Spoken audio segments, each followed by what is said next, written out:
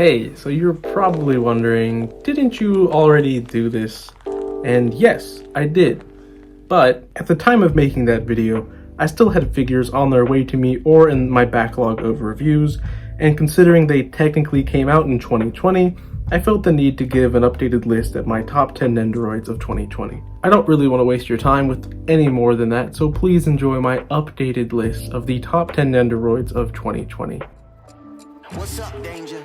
Coming in at number 10, and the previous spot holder was Shinra Kusakabe, and unfortunately he was knocked out of the race by none other Miles Morales. Miles originally came in at number 6 and he barely makes the new top 10 cut. This new competition is serious, but my thoughts on this guy remain the same. His DX edition is a daring representation of the character, and I feel as if the DX version felt like it was actually worth the purchase. Sure, there are some missing accessories like maybe a spray can or a goober, but overall, Nendoroid Miles Morales remains one of the best.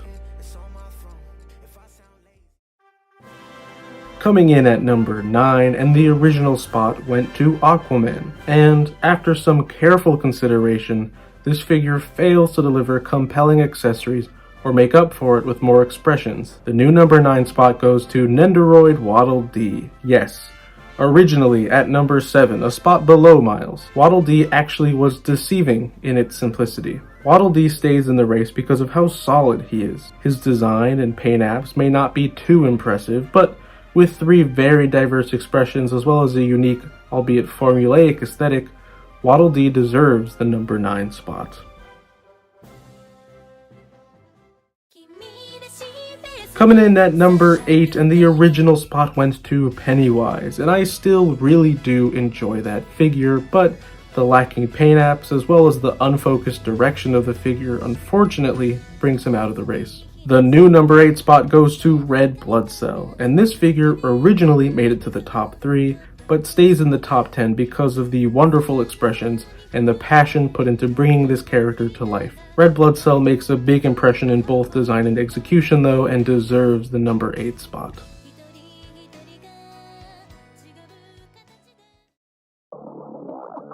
Coming in at number 7, and the original spot went to Waddle Dee. Obviously, that has changed now, and the new number 7 spot goes to none other Tomura Shigaraki. The leader of the League of Villains is sinister and calculated, and originally held the number 4 spot. While the Nendoroid translates the character really well, his lack of quirk effect pieces drops him down to number 7. Still, his hair is absolutely beautiful, and the paint apps deserve its own recognition. Tomura still belongs in the top 10 because of the range of poses and looks you can get from him.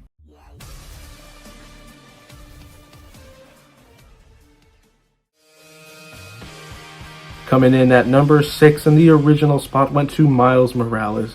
Now that he's sitting at number 10, the new spot goes to Atsumumiya. This Nendoroid surprised me with the amount of accessories and dedication to the character.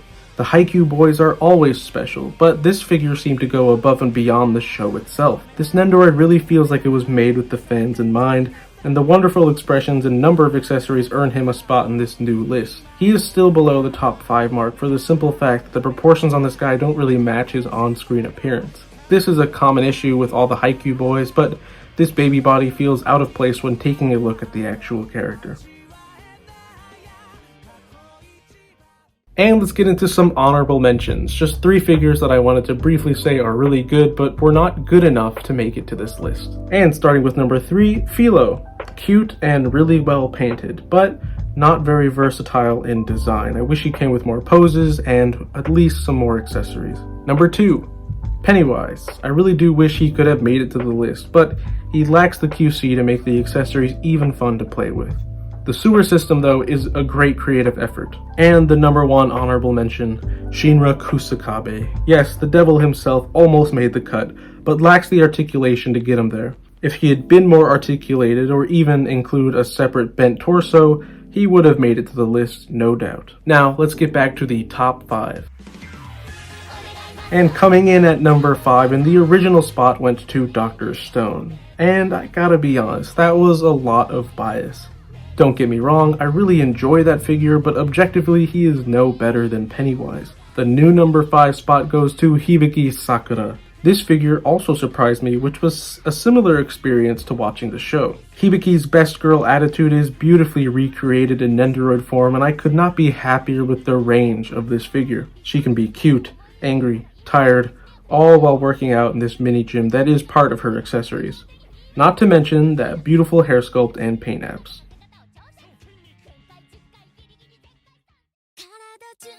Coming in at number 4, and the original spot went to Tomura Shigaraki. He's now at number 7. So, the new number 4 spot goes to Sayuki Tokihara. That's right, this is a big one. The original 2020 winner of Best Nendoroid is knocked down to number 4. This was a difficult decision to make, and I still think Sayuki is filled with so much character defining stuff, but her secondary bust isn't enough to pass the other figures on this list. Still, she beats Hibiki for expressing even more range with better expressions and a more complicated sculpt and painted design. This earns her a spot in the top 4.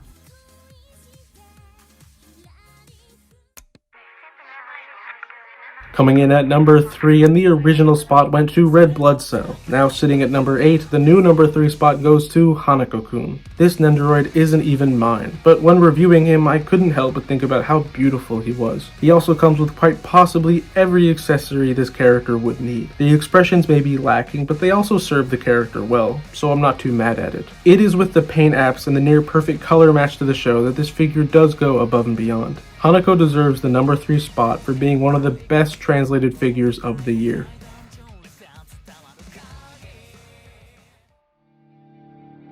Coming in at number 2, and the original spot went to Zenitsu Agatsuma, and Zenitsu doesn't remain at number 2, because the new number 2 spot definitely belongs to Himiko Toga. It is rare that a figure can not only have a complete transformation in design, but also faceplates that change the nature of the character even more. Himiko's character blends into society, and her Nendoroid does exactly that. Her faces are perfect for the character, and she remains one of the best My Hero Nendoroids to ever be made. The thought put into her design shows that the team behind this project understood the key components of this younger villain. Toga earned the number 2 spot easily.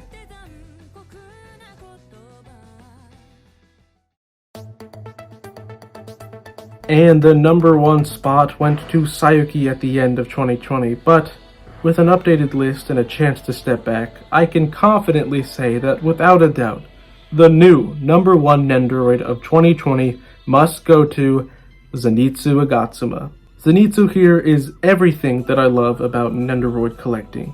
He is colorful and bold, and his overall aesthetic is captured perfectly. His hair and hair texture are like no other, and his yellow howdy complements him well. It is very apparent that this figure had so much love and care put into it, and the figure doesn't lack anything. He is pretty much perfect for me. He may not be articulated, but he comes with the arms and legs to make up for it. But the one thing that put him over the rest were the 4 faceplates he comes with. His expressions, again, go above and beyond my expectations, and with 4 different expressions, there was no doubt that this is the best Nendoroid of 2020.